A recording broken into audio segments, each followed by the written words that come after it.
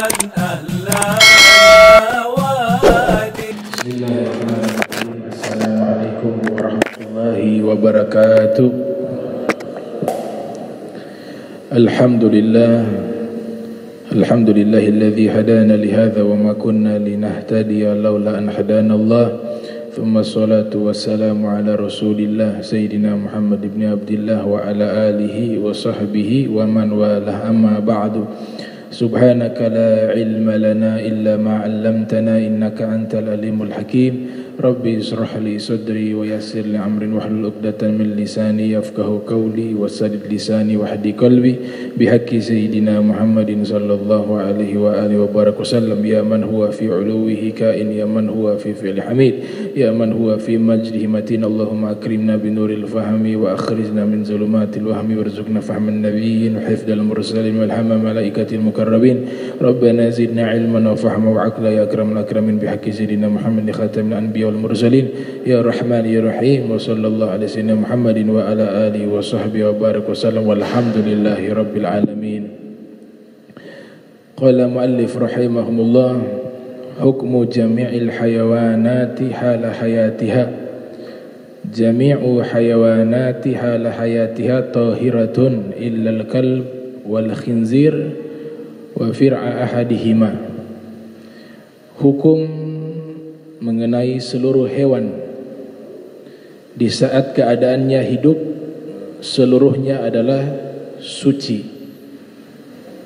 kecuali al-kalb wal khinzir, kecuali anjing dan babi, wa fir'a ahadihima, dan turunan dari keduanya. Jadi seluruh hewan itu hukumnya suci terkecuali anjing dan babi. Jadi kalau kita menyentuh ular, kita menyentuh biawak misalnya, atau singa atau harimau, nah ini tidak najis, suci, walaupun keadaan kita basah. Nah, hewan yang najis di saat hidup hanya dua, anjing dan babi. Kalau kita sentuh, itu sudah terkena najis, baik dalam keadaan kering ataupun basah. Najis, bulunya najis, seluruhnya najis. Itu dikukuhkan di dalam mazhab Syafi'i. Kalau disebut Syafi'i dengan Syafi'iyah itu berbeda. Istilah ini kadang tertukar. Kalau Syafi'i itu al-madhhab asy-Syafi'i, bukan al-madhhab asy-Syafi'iyah. Maknanya ijtihadnya Imam Syafi'i itu disebut dengan Syafi'i.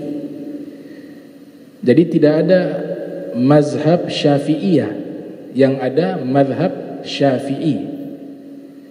Adapun ulama-ulamanya, pengikut-pengikutnya dari kalangan para ulama disebut dengan Syafi'iyah. Jadi kalau kita gunakan istilah al-ulama'u Syafi'iyah, itu yang benar. Tapi kalau kita gunakan al-ulama'u Syafi'i, secara bahasa itu tidak tepat. Jadi kalau Syafi'i itu adalah hasil rumusan-rumusan hukum dari Imam Syafi'i. Mazhabnya disebut mazhab Syafi'i. Adapun ulama yang mendukung mazhab dari Imam Syafi'i itu disebut dengan Syafi'iyah. Disebut dengan Syafi'iyah. Jadi seluruh hewan tatkala keadaannya hidup tahirah, dia suci, kecuali anjing dan babi. Dalam mazhab Syafi'i, seluruh tubuh anjing, seluruh tubuh babi, seluruhnya najis. Berbeda dengan Abu Hanifah, hanya membatasi liurnya, mulutnya. Ya, disebutkan dalam mazhab Hanafiyah itu najis. Dalam mazhab Maliki suci. baik itu anjing ataupun babi. Dalam mazhab Imam Ahmad bin Hanbal dan ashabuhu dan pengikutnya sama seperti mazhab Syafi'i. Hukmu jami'il hayawanati ba'da mautiha bighairi zakatin syar'iyyah. Hukum seluruh hewan sesudah matinya tanpa melalui proses sembelihan secara syar'i. Nah, sekarang ini hewannya mati tanpa proses sembelihan secara syar'i. Yang pertama, kulluha najisatun illa thalatha. Jika ada hewan yang mati tanpa proses sembelihan secara syar'i, maka hukumnya adalah najis.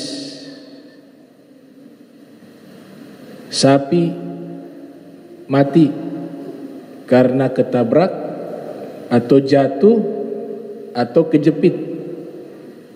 Sapi ini mati tanpa melalui proses sembelihan secara syar'i, maka hukum sapinya adalah najis. Itu disebut bangke. Kecuali 3 yang dia mati tanpa melalui proses sembelihan secara syar'i, tapi bangkainya tetap suci, yaitu manusia, belalang dan ikan. Itu yang pertama. Yang kedua, al-hayawanatu al-ma'kula idza matat bi zakatin syar'iyyatin fahiya tahirah. Hewan-hewan yang halal dimakan apabila ia mati dengan proses sembelihan secara syar'i, fahiya tahirah, jelas hukumnya suci. Kalau kita sudah sembelih hewan yang halal dimakan, itu hukumnya suci, kecuali kotorannya tetap najis, darahnya tetap najis. Yang ketiga, al-hayawanatu ghairu ma'kulah idza matat kulluha najisatun walau dzubihat. Hewan-hewan yang haram dimakan, haram dikonsumsi. Dalam mazhab Syafi'i itu banyak. Di antara rumusan yang dibuat oleh para fuqaha Asy-Syafi'iyah, kullu dzinabin minas siba, seluruh hewan yang memiliki taring dan kuku yang tajam yang digunakan untuk memangsa, itu dihukumi haram yang di darat. Berdasarkan hadis Nabi sallallahu alaihi wasallam, naha Rasul sallallahu alaihi wasallam anil akli kullu dzinabin minas siba'. Nabi melarang mengkonsumsi seluruh hewan yang bertaring dan berkuku dari hewan buas, minas siba'. Kalau di laut ikan hiu bertaring, tapi dia halal karena di dalam laut ada kaedah yang disampaikan oleh Nabi, fil bahri tuhur ma'uhu al-hillu maitatuhu. Di lautan airnya suci dan mensucikan, dan seluruh bangkainya halal. Maka di laut itu lebih banyak halalnya. Lebih banyak halalnya. Terlepas ada hewan yang hidup di dua alam, itu juga masuk kaedah. Dia kadang di laut, kadang di darat. Seperti penyu. Dalam mazhab Syafi'i hukumnya sebagian besar menyatakan haram, mazhab Maliki mengatakan halal. Nah, itu kaidah pertama. Jadi seluruh hewan buas yang bertaring dan berkuku tajam yang dia gunakan untuk memangsa itu. Adapun dob'un atau dib'un, haina. Nah, haina itu dalam kitab Hayatul Hayawanil Kubra, para ulama mengatakan halal. Dia taringnya itu tidak menggunakan memangsa, tidak dijadikan kekuatan untuk memangsa, tapi dia mencekik. Kalau yang dia mengoyak-ngoyak dengan taringnya, dengan kukunya, ulama ini mengatakan inilah yang haram. Itu. Makanya di sini Dalam mazhab Syafi'i, singa, harimau, monyet, serigala, yang sejenisnya daripada hewan buas itu diharamkan. Kaidah kedua, jika ada larangan dari Nabi membunuh hewan tersebut, maka hukumnya haram dikonsumsi. Ada beberapa hewan yang Nabi nyatakan dalam hadis dilarang dibunuh. An-naml, semut, wa nahla, lebah, wa surat, wal hudhud, yaitu burung surat dan burung hudhud. Riwayat yang lain difda', katak, la taqtulud dafadi' fa inna naqiqahunna tasbih, kata Nabi, jangan kalian membunuh katak. Nah, dalam hadis Nabi, jika ada hewan-hewan yang dilarang dibunuh, maka hukumnya haram dikonsumsi, haram dimakan. Kalau di laut, Allah Ta'ala sudah nyatakan secara umum bahwa seluruh soidul bahar, seluruh hewan di lautan hukumnya halal, terkecuali jika ada yang memudaratkan, maka haram karena sebab mudaratnya. Seperti ikan puru bibit. Ada kasus, kalau tidak tahu cara mengolah ikan tersebut, itu bisa mematikan orang yang makan karena ada racun di situ. Nah, ini membahayakan karena sebab racunnya. Karena dia kaidahnya seluruh di lautan disebutkan saydul bahr itu Allah halalkan, disebutkan di dalam Al-Qur'an. Kaidah yang masuk adalah haramnya karena membahayakan, la darar wala dirar, la darar wala dirar. Sayyidul Walid mengatakan makna hadis tersebut, Al-Habib Abdurrahman bin Ahmad As-Saqqaf, beliau ketika menjelaskan makna hadis tersebut, la darar wala dirar, maknanya la tadurra nafsak wala tadurra ghairak. Jangan kau membahayakan dirimu dan jangan engkau membahayakan orang lain. Dalam kaidah usul fikih dikatakan darul mafasid aula min jalbi masalih. Meninggalkan mudarat itu lebih utama dibanding mendatangkan maslahat. Nah, itu kaidah tentang makanan yang diharamkan di dalam mazhab Syafi'i. Yang ketiga, seluruh hewan yang diperintahkan dibunuh oleh Nabi itu pun haram dikonsumsi. Seperti al-aswadain dalam hadis yang diriwayatkan oleh Ibnu Hajar dalam kitab Bulughul Maram, Nabi bersabda, uktulu aswadain fis shalah, bunuhlah dua hitam di dalam solat. Makna dua hitam di situ adalah al-hayyat wal aqrab, ular dan kalajengking. Nah, ketika Nabi perintahkan untuk membunuh, maka hukumnya haram dimakan. Kemudian yang diperintahkan dibunuh juga al-fa'rah, tikus, al-fa'rah, tikus, al-hida'ah, al-hida'ah, burung elang, al-hida'ah, as-surat, burung surat. Burung surat itu burung yang dijadikan tatayur, meletakkan nasib. Tradisi jahiliyah sebelum hadirnya Islam, mereka menggantungkan nasib kepada burung. Makanya sial itu disebutkan dalam surat Yasin, tatayur. Kata tatayur itu diambil dari kata burung. Jadi menggantungkan nasib kepada burung. Kalau mereka hendak pergi keluar kota, jika burung terbangnya ke kanan, maka mereka menganggap itu satu keberuntungan. Mereka melakukan perjalanan. Tapi kalau burungnya terbang ke kiri, mereka tidak melakukan perjalanan. Mereka menganggap itu pertanda kesialan. Nah, burung surat itulah yang banyak dijadikan sebagai burung yang menggantungkan nasib manusia pada tradisi jahiliyah sebelum hadirnya Islam. Kemudian kaidah berikutnya yang diharamkan dikonsumsi makanan, jika dianggap makanan tersebut hal yang menjijikkan bagi orang yang ingin mengkonsumsi, maka itu juga dijadikan standar hukum bahwa makanan itu haram. Dalam satu urf, satu tradisi atau tempat menganggap satu makanan ini hal makanan yang sangat menjijikkan, maka dia berhukum dengan hukum manusia yang tinggal di wilayah tersebut. Itu. Nah, ini kaedah-kaedah yang dijadikan standar hukum makanan. Apakah dia statusnya halal atau haram?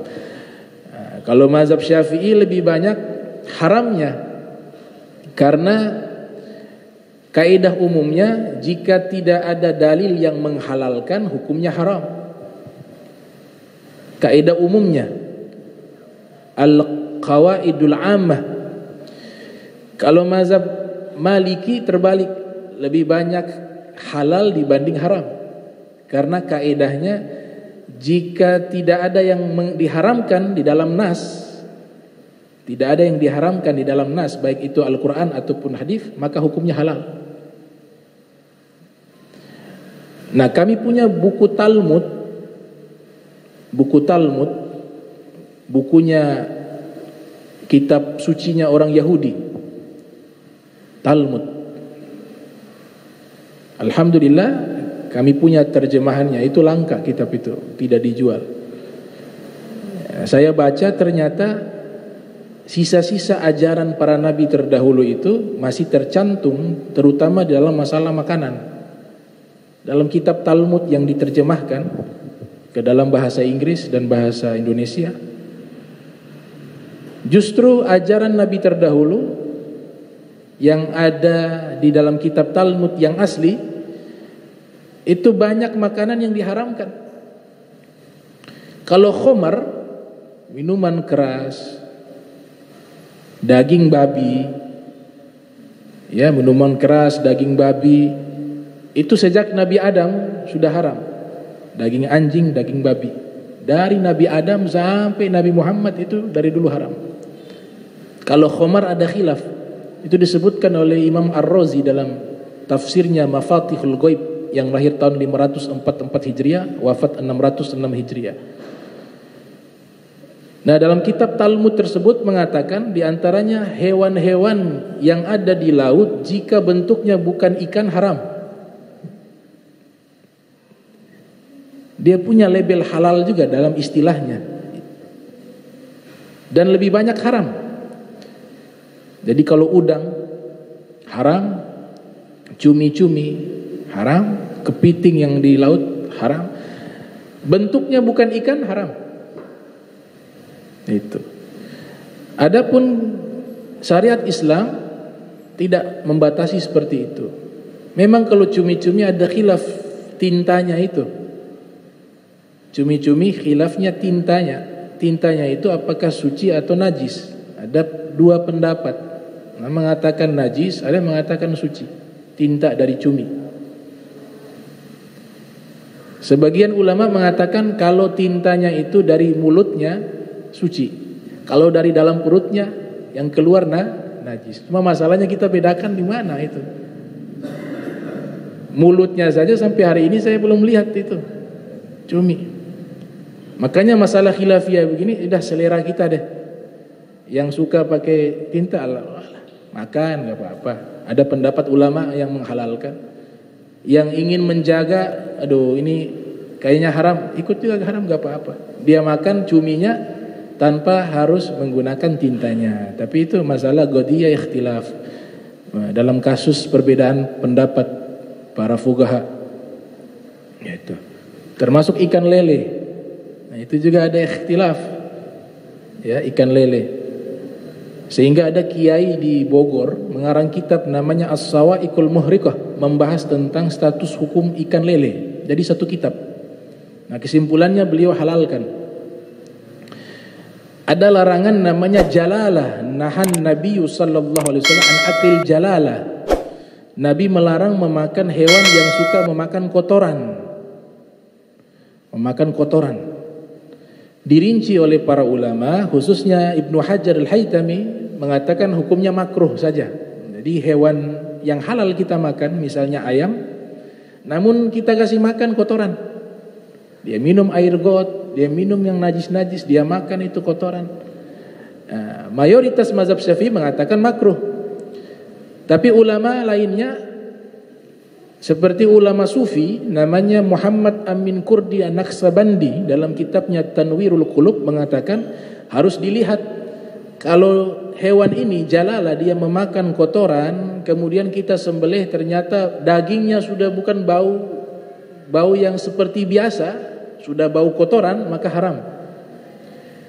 Tapi kalau baunya dagingnya seperti misalnya ayam, baunya tetap ayam, tidak ada bau kotoran, tidak ada bau yang aneh, maka hukumnya halal. Makanya saya temukan riwayat Nabi kita Muhammad sallallahu alaihi wasallam itu memerintahkan beberapa orang sahabat ketika ingin menyembelih hewan yang mau disembelih, beliau tidak langsung suruh menyembelih jika baru beli dari pasar. Dalam satu riwayat ayam dajajah, Nabi perintahkan untuk menunggu waktunya 3 hari. Dalam waktu 3 hari setelah beli dari pasar ayam tersebut, kemudian Nabi perintahkan untuk memberikan makanan yang suci, yang bersih kepada ayam tersebut. Selama 3 hari, setelah 3 hari Nabi menyembelihnya. Nah itu kaedah.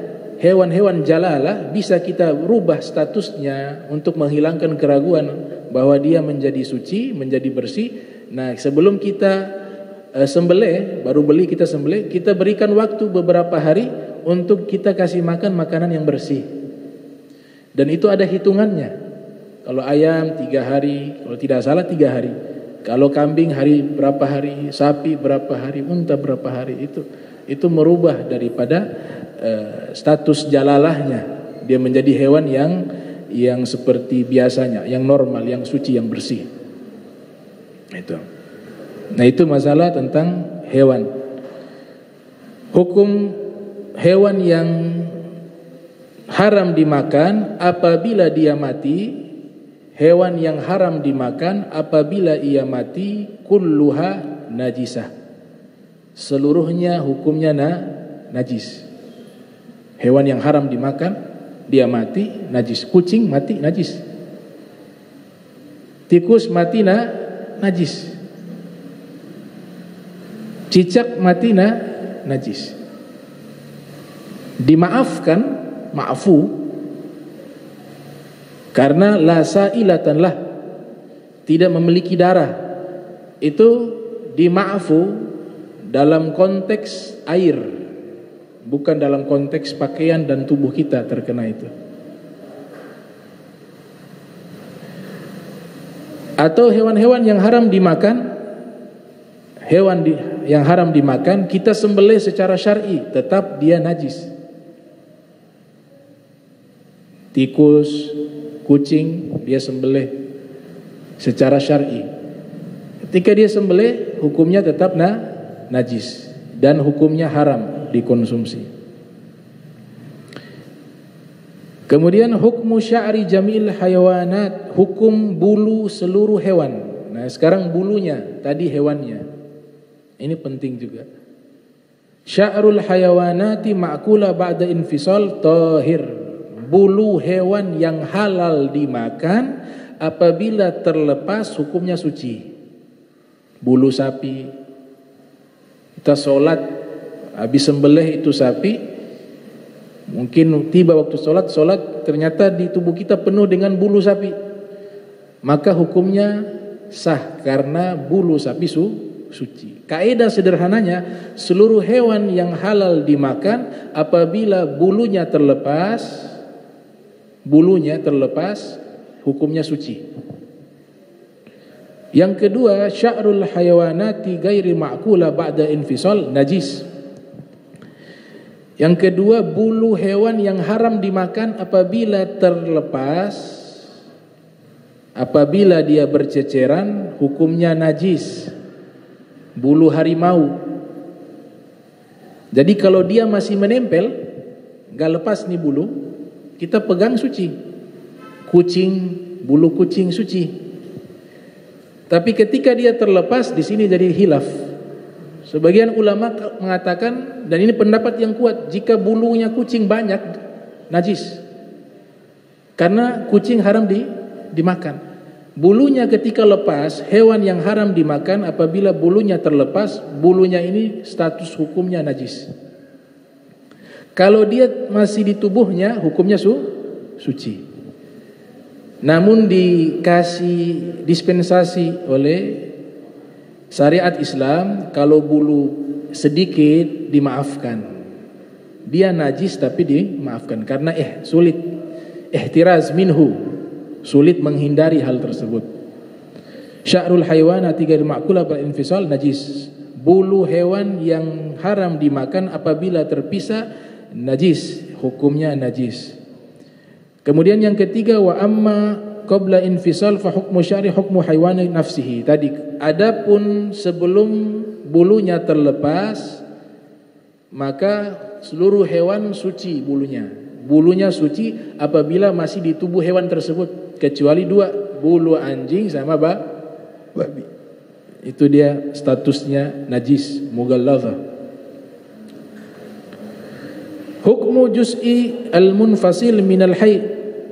Masalah yang ketiga, apabila bagian tubuh terputus dan hewannya itu hidup.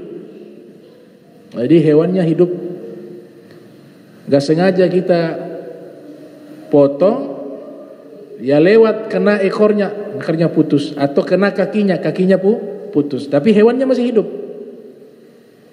Ini bagian tubuhnya yang terputus, bagaimana statusnya? Dibahas oleh para fuqaha. Hukmuhu ka hukmu maitatihi, fa in kanat maitatuhu tahiratan fa huwa tahir. Maka hukumnya itu sama seperti hukum bangkainya.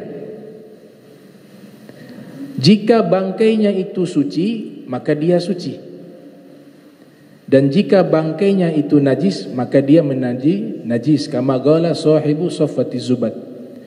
Wa juz'ul hayyin kayadin mafsuli kamaitihi la sya'rul ma'kuli wa sufuhu wa rishuhu wa riqatuhu wa arakun wal misku thumma fa'ratuhu. Wallahu alam bisawab. Nanti kita lanjutkan pertemuan berikut rincian daripada jami'ud dima najisatun illa asyratan fatahiratun. Seluruh darah hukumnya najis.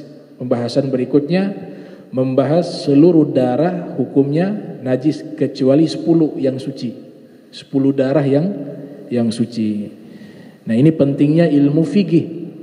Biar kita bisa tahu hukum. Ya, hukum. Jadi hukum di dalam ilmu fikih ini dia ada haram, wajib, bisa fardu, sunnah, makruh, mubah. Ditambah 2 lagi, sahih wa batil, sah atau batil atau tidak sah, fasid. Itu fikih membahas masalah hukum 7 itu. Salat syaratnya tidak terpenuhi, tidak sah, batil namanya. Syaratnya terpenuhi, rukunnya terpenuhi seluruhnya, sahih. Itu. Salat tertawa, lagi dalam keadaan salat dia tertawa sengaja bermain-main, hukumnya haram. Mazhab Abu Hanifah wudunya batal. Mazhab Syafi'i tidak batal wudu. Nah, ini status hukum di dalam masalah fikih. Makanya ilmu yang diajarkan oleh Nabi Muhammad SAW ketika sudah akhir-akhir hayatnya Nabi, itu malaikat Jibril datang, terkenal dengan nama hadis Jibril.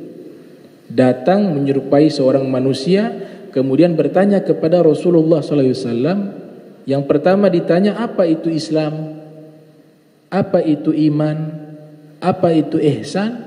Kemudian yang keempat, meminta informasi tanda-tanda hari kiamat atau kapan terjadinya hari kiamat. Inilah ilmu yang sangat penting di dalam syariat Islam. Kalau berbicara Islam berarti berbicara syahadatain, kemudian setelah syahadatain di situ iqamis shalah wa ita'iz zakah, wa shaum Ramadan, wa hajjul bait. Salat, zakat, puasa, haji. Dinamakan ilmunya ilmu fikih. Ilmu fikih lugatan al-fahmu, artinya paham. Secara bahasa artinya paham, agar kita paham hukum. Karena ibadah kita tidak akan bisa mencapai tujuan ibadah terkecuali hukum-hukum ini terpenuhi. Hukum fikih. Nah, fikih pembahasannya itu lahiriah saja. Masalah zahir saja. Sebagaimana Nabi katakan, "Shallu kama ra'aitumuni usolli." Salatlah kalian sebagaimana kalian melihat saya salat. Cara salatnya Nabi kita ikuti, itu pembahasan fikih. Cara salatnya. Makanya disebut secara bahasa oleh para ulama seperti Ibnu Manzur dalam kitab Lisanul Arab. Beliau mengatakan al-fiqhu lugatan al-fahmu. Fikih secara bahasa artinya faham. May yuridillah bihi khairan yufaqihu fid din. Siapa yang Allah inginkan kebaikan, Allah berikan ia paham terhadap agamanya. Adapun syar'an secara istilah artinya adalah ilmun bil ahkami syar'iyyatil amaliyatil al-muktasabati min adillatiha tafsiliyah, yaitu satu bidang ilmu yang mengumpulkan hukum-hukum syariat yang diamalkan dan diambil dari dalil-dalil yang terperinci. Itu namanya ilmu fikih. Pembahasan ilmu fikih ayat 4, ibadah, muamalah, munakahah, muaqabah atau fiqhul jinayah. Hanya 4 itu yang dibahas. Adapun perbedaan pendapat tentang hukum tersebut itu keluasan hukum Islam. Abdul Wahhab Sya'rani di bagian akhir kitabnya Al-Mizanul Kubra yang lahir tahun 898 Hijriah, beliau mengatakan syariat Islam ini seperti telapak tangan. Sedangkan madhab-madhab di dalam fikih itu seperti jari-jari. Sumbernya sama, tapi jalannya berbeda. Tujuannya sama, jalannya berbeda. Jadi syariat seperti telapak tangan, kemudian jari-jari inilah madhab-madhab di dalam fikih. Nah, di dalam bahasa disebutkan faqihah. Faqihah yafqahu fikha. Itu artinya paham, mengerti. Kalau wazannya faula, faquha yafquhu, itu artinya shara faqiha, dia menjadi ahli fikih. Ilmu ini adalah ilmu yang Nabi maksudkan dalam hadis, talabul ilmi faridatun ala kulli muslim. Menuntut ilmu hukumnya wajib bagi setiap muslim. Al-Habib Abdullah Al-Haddad mengatakan yang dimaksudkan ilmu yang wajib tersebut adalah ilmu yang berkaitan tentang amal ibadah kita yang wajib. Amal ibadah kita, sholat, wudu, puasa, zakat, haji. Maka ilmu yang membahas tentang kewajiban ibadah kita inilah ilmunya menjadi wajib. Ada kaidah ma la yatimul wajib illa bihi fahuwa wajib. Tidaklah sesuatu menyempurnakan kewajiban melainkan sesuatu itu dihukumi menjadi wajib. Ilmu fikih. Orang pertama yang membuat rumusan-rumusan hukum di dalam masalah fikih dan lahirnya ilmu namanya usul fikih, itu Al-Imam Syafi'i di dalam kitabnya Ar-Risalah. Awwalu man sunnifa Muhammad bin Idris Al-Mutallibah. Orang pertama yang menyusun ilmu usul fikih adalah Muhammad bin Idris Al-Mutallibah. Ilmu yang tatkala pentingnya sebelum Nabi menyatakan sholat, kemudian zakat, kemudian puasa, kemudian haji. Sebelum Nabi nyatakan ibadah ini yang wajib, Nabi awali dengan syahadatain dalam rukun Islam. Arkanul Islam khamsatun, rukun Islam ada 5. Yang pertama syahadat, yang kedua sholat, yang ketiga zakat, yang keempat puasa, yang kelima haji. Yang awal inilah penentu daripada sahnya. Ini berkaitan bukan zahir tapi akidah. dinamakan ilmu tauhid, ilmu kalam, ilmu akidah, ilmu iman. Nah, para ulama menjelaskan definisi daripada ilmu akidah. Mereka menyatakan ilmun yabhathu fi itsbatil aqaidi diniyah bil adillati yakiniyah al aqliyah wa nagliyah allati tuzilu kulla syak. Satu bidang ilmu yang membahas tentang ketetapan akidah, kepercayaan, akidah agama dengan dalil-dalil yang terperinci berdasarkan dalil akli, berdasarkan rasional, dan nakli, kutipan-kutipan nas Al-Quran dan sunnah Nabi sallallahu alaihi wasallam. Tujuan daripada ilmu tauhid tuzilu kulla syakkin, menghilangkan keraguan. Di antaranya adalah kita meyakini adanya Allah. Itu yang paling penting, yang pertama. Wajibul wujud. Adanya Allah, adanya Tuhan. Tuhannya hanya Allah. La ilaha illallah. Tiada Tuhan kecuali Allah. Qul huwallahu ahad. Allahnya esa. Tidak ada dua Tuhan. Tuhannya satu. Nah, ini permasalahan dibahas dalam ilmu akidah, ilmu tauhid atau ilmu kalam. Berbeda tapi substansinya sama. Kemudian ilmu-ilmu yang menyempurnakan, tadi hukum akal, tauhid itu dia masuk di akal. Kalau fikih fisik, ada juga hukum hati. Jadi Islam ini hukumnya 3. Hukum berkaitan dengan akal, yaitu tauhid, ilmu kalam, ilmu iman. Yang kedua, hukum berkaitan tentang fisik. Pembuktian keimanan tersebut ditunjukkan dengan fisik, sholat, puasa, namanya ilmu fikih. Tidak sampai di situ. Yang ketiga, yaitu hukum hati. Disinilah muncul ilmu namanya ilmu tasawuf. Ilmu tasawuf ada bermacam-macam. Ada tasawuf akhlaki, ada tasawuf falsafi, ada tasawuf sunni, ada tasawuf salafi. Yang diperintahkan oleh para salaf, para ulama-ulama yang kita berpegang dengan mereka, itu tasawuf akhlaki, membahas tentang akhlak, perilaku, kebersihan hati. Adapun tasawuf falsafi, Al-Habib Abdul Al-Haddad melarang kita mempelajari tasawuf tersebut karena makhlutat bil falsafah, tercampur dengan filsafat dan pengalaman spiritual para wali, yang dimana orang awam tidak akan paham. Hanya orang-orang yang memang dipilih oleh Allah menjadi kekasih-kekasihnya. Nah, pengalaman-pengalaman spiritual yang mereka miliki itu mereka tuangkan dalam karya ilmiah. Orang-orang awam ketika membacanya tidak mengalami pengalaman yang sama, pasti dia akan salah memahaminya. Namanya tasawuf falsafi. Seperti kitabnya Ibnu Arabi, Al-Futuhatul Makkiyah. Itu kitab itu dilarang oleh Al-Habib Abdul Al-Haddad untuk dibaca. Dalam kitabnya Risalatul Mu'awanah. Juga kitab Al-Insanul Kamil, karya Abdul Karim Al-Jili. Dan banyak kitab-kitab yang coraknya tasawuf falsafi. Ada tasawuf salafi, tasawuf salaf terdahulu.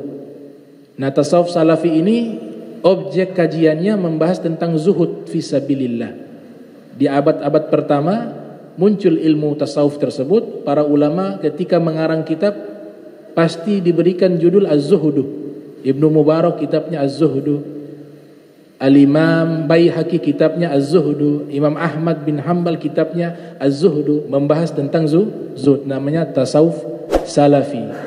Nah, tasawuf yang paling relevan di zaman kita ini dan juga bagi kita orang-orang awam, tasawuf akhlaki, tasawuf yang membahas tentang akhlak. Man zada 'alaika fi khuluqin zada 'alaika fi tasawufin. Abu Bakar Al-Qahtani mengatakan, siapa yang bertambah di hadapanmu akhlaknya, maka dia telah bertambah tasawufnya. Jadi makin baik akhlak perilakunya, makin tinggi tasawufnya. Nah, ulama-ulama yang menghimpun ilmu tasawuf akhlaki Di antaranya adalah Al-Imam Abdul Karim Al-Qusairi, pengarang kitab Ar-Risalatu Al-Qusairiyah. Juga Al-Imam Abu Talib Al-Makki, pengarang kitab Qutul Qulub. Juga Al-Imam Sirajuddin, pengarang kitab Al-Luma'. Juga yang terkenal Al-Imam Al-Ghazali, kitabnya Ihya Ulumuddin, Minhajul Abidin, kemudian disyarahkan oleh Kiai Ihsan Jampes berjudul Sirajut Talibin. Nah, ini tasawuf akhlaki. Tasawuf akhlaki membahas 3 konsep: takhalli, tahalli, tajalli. Takhalli yaitu mencari tahu penyakit hati kita. Ketika penyakit ini sudah diketahui, penyakit hati, sombong, takabur, ria, iri hati, ujub, dan berbagai macam penyakit hati, kita harus cari tahu dulu di hati kita ini kita berpenyakit apa. Karena tidak mungkin bisa mengobati terkecuali harus kita ketahui penyakit kita terlebih dahulu. Kalau kita berobat kepada dokter, sebelum dokter memberikan obat kepada kita, pasti dokter bertanya diagnosa penyakitnya terlebih dahulu. Sakit apa? Oh, ini sakit ini, baru dikasih resep obat. Hati kita seperti itu. Tidak mungkin bisa kita obati hati kita, kita sucikan hati kita, terkecuali terlebih dahulu kita harus tahu penyakit hati kita itu apa.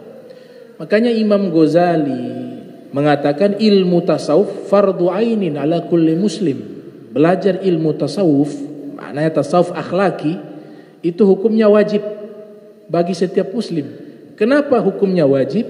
Karena la yakhlu ahadun minal amradil qulub. Karena gak ada seorang pun manusia selamat dari penyakit hati kecuali para nabi, para rasul. Jadi selama kita bukan nabi, selama kita bukan rasul, ada potensi kita kena penyakit hati. Walaupun itu ulama. Walaupun itu ulama, ada potensi penyakit hati. Imam Ghazali menyatakan demikian. Selama kita ini bukan golongan para nabi, para rasul, maka selama itu juga yang namanya kita manusia biasa, kita punya potensi terkena penyakit hati. Makanya ilmu ini hukumnya wajib. Abu Hasan As-Sazili mengatakan man lam yataghalghal fi ilmina hadza mata musirran 'alal kaba'ir wa huwa la yash'ur. Siapa yang tidak mau mempelajari ilmu ini, ilmu tasawuf akhlaki untuk mensucikan hatinya, dikhawatirkan dia senantiasa melakukan dosa besar tapi dia tidak sadar. Mata musiran alal kabair, dan ketika dia meninggal membawa dosa besar dan dia tidak menyadari sedang membawa dosa besar. Yang dimaksudkan dosa besar ada dosa-dosa batin, dan dia tidak membersihkan penyakit-penyakit itu terlebih dahulu. Sombong dosa besar, iri hati dosa besar. Bahkan Nabi katakan iri hati ya'kulul hasanat kama ta'kulun narul hatab. Ibadah kita yang begitu hebat, kebaikan kita yang begitu luar biasa, namun dalam hati kita ada penyakit iri hati kepada seseorang, maka kata Nabi apa? Amalanmu dimakan habis, bagaikan kayu bakar dibakar. Kayu bakar yang bertumpuk-tumpuk tingginya, ibaratnya itu amalan kita, amal ibadah kita. Ketika dibakar dia menjadi apa? Habaan manthura, jadi debu. Begitulah gambaran amalan kita jika ada penyakit hati. Dan ini bukan hanya hasad, seluruhnya. Kibir, ujub, ria, ini semua merusak amal kita. Itu yang dimaksud oleh Abu Hasan Sazili. Kalau kita tidak memperhatikan hati kita, penyakit hati kita, kita tidak bersihkan dia, kita meninggal membawa dosa. Dosanya dalam hati. Imam Ali mengatakan dosa yang di hati lebih besar daripada dosa fisik. Ada kalanya fisiknya taat tapi hatinya maksiat, kata beliau dalam kitab Idah Asrar Ulumil Muqarrabin. Fisiknya taat, sholat, ibadah, tapi hatinya kotor. Ya, dia hasad sama orang. Ya, dia walhasil banyak. Dia pamer dalam amal, Itu pernyataan dalam kitab Idah Asrar Ulumil Muqarrabin Al-Habib Syekh Al-Idrus, wafat di India. Beliau mengatakan ada kalanya fisik taat kepada Allah, namun di waktu yang sama hati maksiat kepadanya. Imam Ali mengatakan dosa hati akbar min dzunubil jawarih. Dosa yang di hati itu jauh lebih besar daripada dosa fisik. Dua-duanya dosa, tapi kalau membandingkan dosa fisik dengan dosa hati lebih besar. Karena ada muncul sifat khianat, munafik, kelihatan baik tapi dalamnya nauzubillah. Dia mengambil sifatnya nifaq, satu sifatnya orang munafik. Itu. Aristoteles mengatakan man lam ya'rif, diterjemahkan ke dalam bahasa Arab, man lam ya'rif bidaihi lam ya'rif biilajihi. Kalau orang tidak tahu penyakitnya apa, maka selamanya dia tidak akan tahu obatnya. Itu yang dimaksud takhalli. Cari tahu dulu penyakitnya apa ini. Allah Ta'ala berfirman, yauma la yanfa'u malun wala banun illa man ata Allah biqalbin salim. Orang yang selamat adalah orang yang membawa hati yang selamat. Di hari kiamat harta, anak turunan tidak memberikan manfaat. Ketika berjumpa dengan Allah, orang-orang yang selamat di hari itu orang-orang yang bertemu dengan Allah biqalbin salim. Allah nyatakan dalam Al-Quran dengan hati yang selamat. Al-Imam Al-Alusi Al-Bughdadi dalam tafsirnya Ruhul Ma'ani fi Tafsir Al-Quran Azim wa Sabil Mathani, beliau mengatakan makna qalbin salim adalah hati yang terbebas dari berbagai penyakit hati. Qalbin salim, hati yang terbebas dari berbagai penyakit hati. Kalau penyakitnya sudah ditemukan, baru kita hiasi. Kalau sombong, kita sudah temukan diri kita ada sifat sombong, kita buang kesombongan tersebut, kita ganti dengan tawadhu.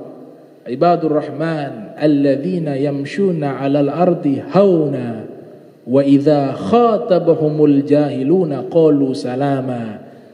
Orang-orang yang rendah hati, mereka adalah hamba-hamba yang disayangi oleh Allah Subhanahu wa taala. Apabila berjalan di muka bumi, hauna, merasa rendah hati. Ya. Orang-orang yang dibenci terbalik, yaitu orang-orang la tamshi fil ardi maraha innallaha la yuhibbu kulla mukhtalin fakhur. Jangan engkau berjalan dengan cara berjalannya orang sombong. Sesungguhnya Allah Ta'ala sangat benci kepada orang yang sombong lagi congkak. Itu ilmu tasawuf akhlaki. Jadi ilmu tasawuf akhlaki kita orang awam bisa belajar, malahan wajib. Itu wajib. Yang isu-isu mengatakan jadi gila belajar ilmu tasawuf itu isu yang keliru. Itu belajar tasawuf falsafi, bukan tasawuf akhlaki. Dan dia belajarnya tanpa bimbingan guru. Kaidah mengatakan orang yang tidak punya guru, gurunya syaitan.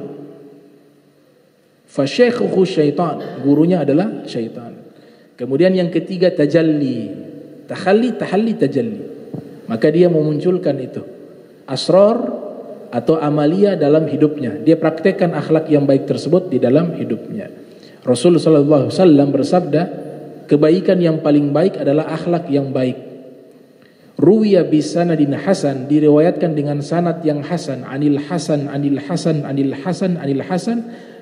inna jaddil hasan qal inna ahsanal hasan al khuluqul hasan. Hadis dengan sanad yang hasan diriwayatkan oleh Hasan bin Sahal, mendapatkan hadis ini dari Hasan juga, namanya Hasan bin Dinar. Hasan bin Dinar mendapatkan hadis ini dari Hasan juga, Hasan al-Basri. Hasan al-Basri mendapatkan hadis ini dari Hasan juga, Hasan bin Ali. Kakeknya Hasan adalah Nabi Muhammad sallallahu alaihi wasallam. Nabi bersabda, "Inna ahsanal hasan al-khuluqul hasan." Kebaikan yang paling baik adalah akhlak yang baik, kata Rasulullah sallallahu alaihi wasallam. Nah, itu 3 ilmu penting. Ilmu akidah berbicara tentang intelektual akal, ilmu fikih bukti keimanan dengan amal fisik, Ilmu tasawuf pembersihan hati. Kalau ini semuanya baik, insya Allah Allah angkat kita jadi kekasih-kekasihnya. Allah haramkan neraka.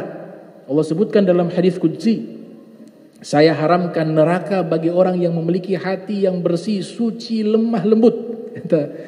Dalam hadis qudsi, hati suci, bersih, layyin, lemah lembut, itu saya haramkan neraka kepadanya. Saya haramkan neraka kepadanya, kata Allah Subhanahu wa taala dalam hadis qudsi. Dalam kitabnya Idah Asrar Ulumil Muqarrabin disebutkan riwayat tersebut. Ilmu-ilmu tambahan, tadi 3 ilmu penting. Ada ilmu-ilmu tambahan yang juga tidak kalah pentingnya, yaitu ilmu yang mengenalkan kita kepada Nabi Muhammad. Itu penting. Ilmu yang mengenalkan kita kepada Nabi Muhammad sallallahu alaihi wasallam namanya ilmu sirah nabawiyah, sejarah Nabi. Tidak mungkin kita bisa melahirkan cinta di dalam hati kita kalau kita tidak kenal. Kan pepatah mengatakan tak kenal maka tak sayang. Bagaimana bisa kita cinta dan sayang kalau kita tidak kenal?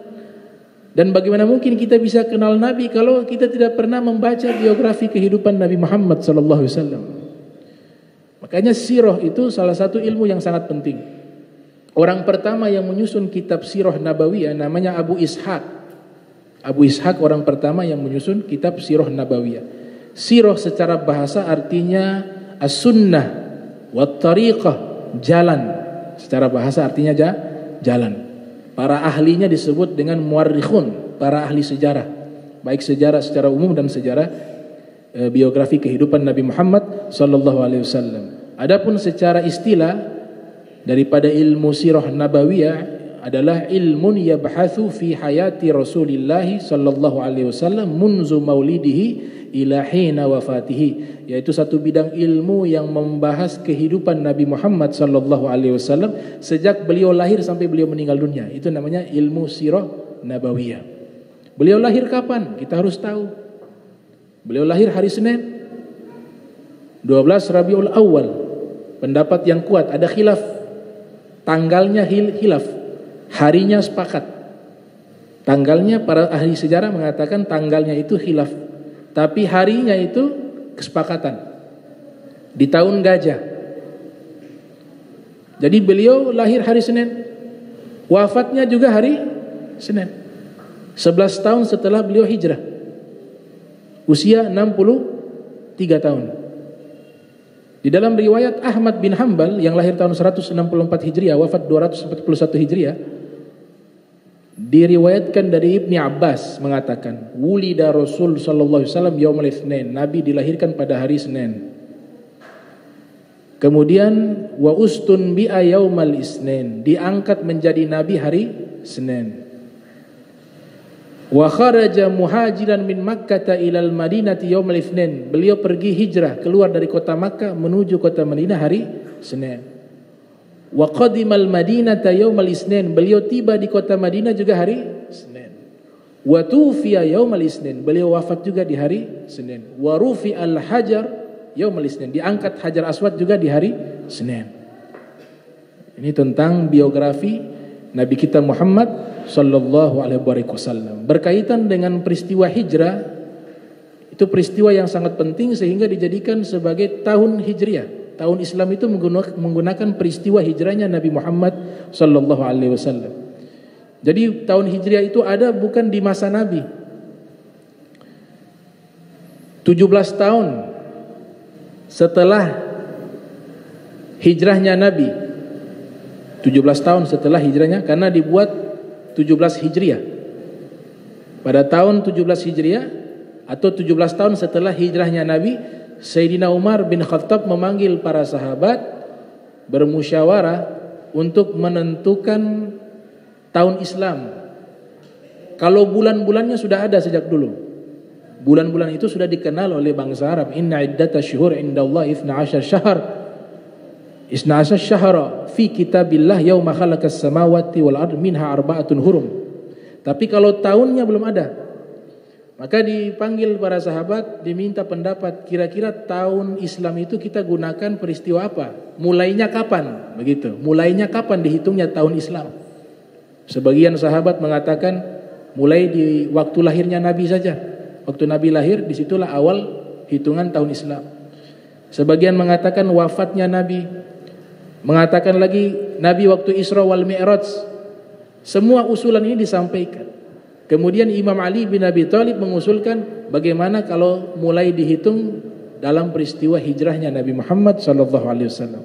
Nah, ini disepakati oleh para sahabat dan dijadikan tahun Islam menggunakan peristiwa hijrahnya Nabi Muhammad SAW. Jadi kalau sekarang 1443 Hijriah, itu artinya 1443 Hijriah di masa Nabi pindah hijrah dari Makkah ke Madinah. Itu. Ini diceritakan oleh Syekh Abdul Qadir Jailani dalam kitabnya Al-Gunyah yang lahir tahun 470 Hijriah, wafat 561 Hijriah. Ilmu sirah itu penting. Kemudian ilmu-ilmu penting lainnya untuk kita pahami firman Allah dengan baik dan benar, kita pahami hadis-hadis Nabi dengan baik dan benar. Kalau Al-Quran namanya ilmu tafsir atau ulumul Quran secara luas, khusus membahas makna-makna Al-Quran namanya tafsir Al-Quran. Tafsir artinya al-kashfu wal bayanu lil ma'anil maqbula wal maqsudah, membuka atau menjelaskan makna-makna yang diterima atau yang dimaksud. Itu secara bahasa arti daripada tafsir. Secara istilah tafsir adalah ilmun yabhasu fi bayani kaifiyati fahmi al-fadhil Quran wa kashfi ma fihi min dalalatin wa ahkamin wa tarakib wa ma'anin, yaitu satu bidang ilmu yang membahas tentang penjelasan cara memahami setiap lafaz dalam Al-Quran dan membuka segala ilmu yang ada dalam Al-Quran berupa dalil-dalil, hukum-hukum, susunan-susunan kata dan makna-makna Al-Quran. Itu dinamakan ilmu tafsir. Ketika Al-Quran saja tidak cukup, harus belajar juga ilmu hadis. Ini khusus para ulama mujtahid wajib. Kalau kita orang awam dikatakan tidak wajib. Cukup yang tadi, yang wajib, yang 3 tadi itu. Akidah, fikih, tasawuf. Itu bagi kita semuanya hukumnya wajib. Tapi kalau mendalami tafsir, mendalami ilmu hadis, riwayah, dirayah, ilmu jarh wa ta'dil, asbabun nuzul, asbabul urud, ini enggak wajib. Kalau kita belajar semuanya ini waktunya habis di situ. Enggak cukup. Kita punya waktu belajar semua ilmu agama tidak cukup. Makanya ada seorang ulama murid dari As-Sayyid Ahmad Al-Ghumari, namanya Syekh Abdul Fattah Abu Guddah, punya kitab berjudul Al-Ulama'ul Uzzab Alladzina Atharul Ilma 'ala Zawaj, yang diartikan para ulama yang tidak sempat menikah. Para ulama yang tidak sempat menikah karena waktunya sudah habis mengkaji, mempelajari seluruh ilmu agama Islam. Udah gak sempat menikah. Saya coba hitung ya kitabnya tersebut. Ini ulama Suriah tapi ngajar di Saudi Arabia. Kemudian beliau belajar di Mesir. Beliau ahli sunnah wal jamaah. Ada beliau punya guru diantaranya ulama Maroko namanya As-Sayyid Ahmad bin Muhammad bin Siddiq Al-Ghumari, salah satu gurunya beliau. Pakar, alim. Dan kitab-kitabnya ini kitab-kitab yang sangat bermutu. Saya hitung ulama-ulama yang waktunya habis karena meluangkan waktu untuk belajar itu 35 orang. Di antaranya yang terkenal Imam Nawawi. Imam Nawawi itu gak sempat menikah. Karena habis waktunya ibadah, belajar, mengajar. Beliau waktu awal belajar 1 hari 12 mata pelajaran. 1 hari 12 mata pelajaran. Kita kalikan saja kalau satu pelajaran itu biasanya 1 jam atau 2 jam, bisa 12 jam.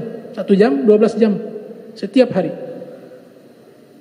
Bahkan disebutkan masuk WC seminggu sekali. Mereka rugi masuk WC lagi. Masuk WC. Tidurnya 2 tahun gak pernah letakkan punggung di atas tanah. 2 tahun. Ma baqitu sanaten an adok janbi alal ardi.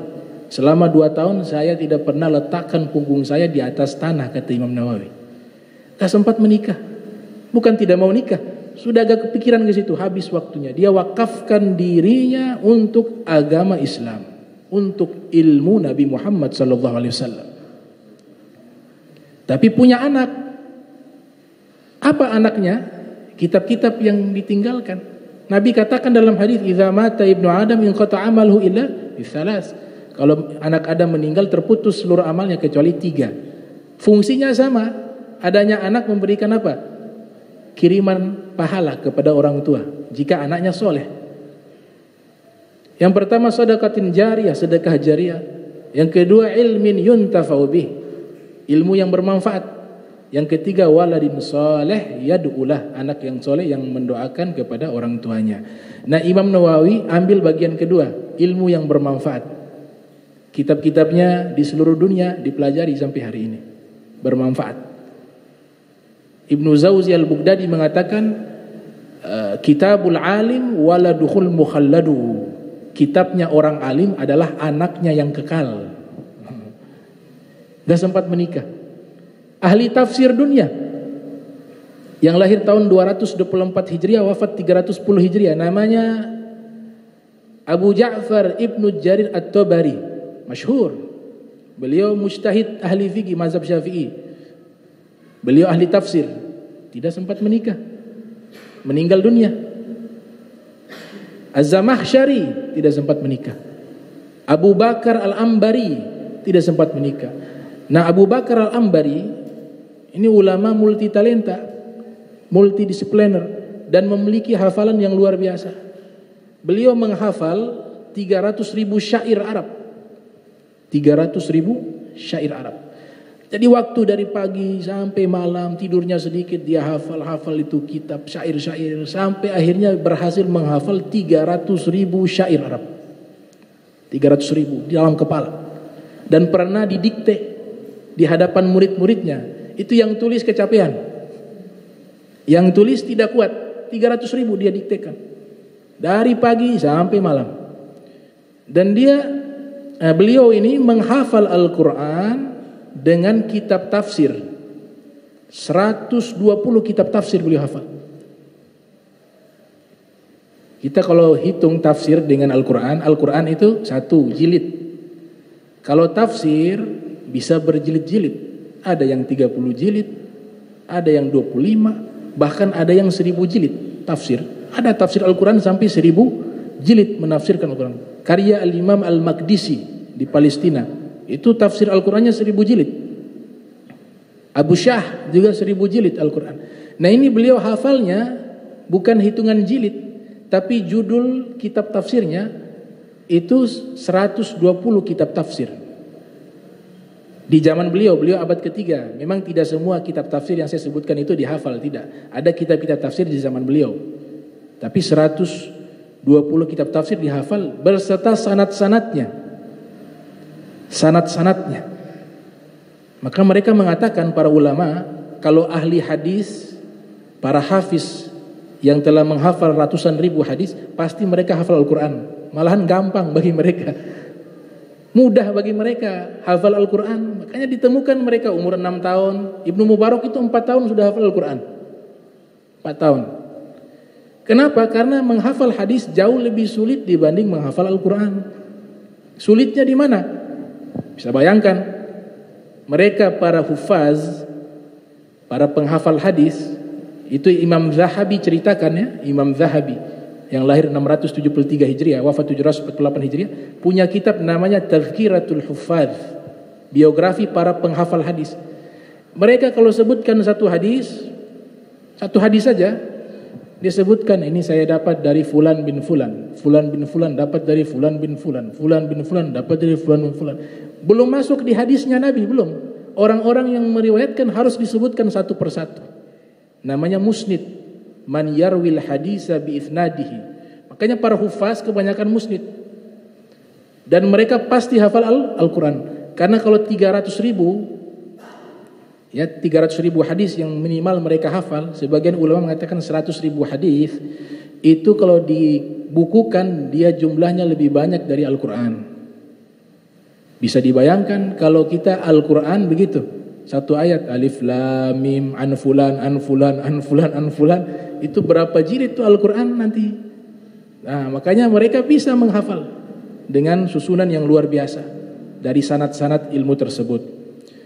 Kemudian ulama yang tidak sempat menikah karena waktunya habis dalam menuntut ilmu, yaitu Al-Imam An-Mati, juga Bishr Al-Hafi, seorang sufi namanya Bishr Al-Hafi, itu tidak sempat menikah. Nah, kurang lebih ada 35 ulama yang mereka sudah tidak sempat menikah karena waktu mereka sudah habis mempelajari seluruh cabang ilmu agama Islam. Jadi begitu luasnya ilmu ini sehingga mereka mewakafkan diri mereka itu untuk agama Islam, walaupun mereka katakan seperti Imam Nawawi mengatakan, saya tidak menghidupkan agama Islam. Agama ini agama yang besar, Allah yang jaga dia, Allah yang hidupkan dia.